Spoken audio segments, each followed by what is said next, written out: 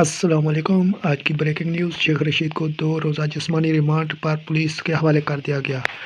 اسلام آباد وفاقی دارالحکومت کی عدالت نے سابق وزیر داخلہ شیخ رشید کو 2 روزہ جسمانی ریمانڈ پر پولیس کے حوالے کر نیوز کے مطابق آصف زرداری پر عمران خان کو قتل کرنے کی سازش سے متعلق کیس میں شیخ رشید کو عدالت میں پیش کیا گیا۔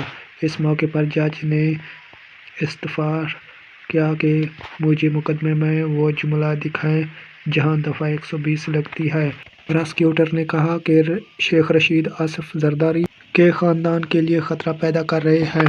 شیخ رشید کو دفعات کے مطابق 7 سال قید اور جرمانہ ہو سکتا ہے۔ شیخ رشید نے بیان دیا کہ آصف زرداری نے عمران خان کو قتل کرنے کی سازش کی ہے۔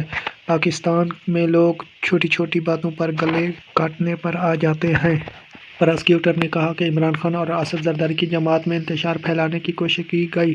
پراسیکیوٹر جنرل نے شیخ رشید کے جسمانی ریمانڈ کی استدعا کرتے ہوئے کہا کہ شیخ رشید کی وائس مینجمنٹ اور فوٹو امیٹک ٹیسٹ کرانا ضروری ہے۔ ٹرائل میں فوٹو امیٹک ٹیسٹ اور وائس میچ ٹیسٹ ضروری ہوگا۔ فریقین کے دلائل سننے کے بعد جوڈیشل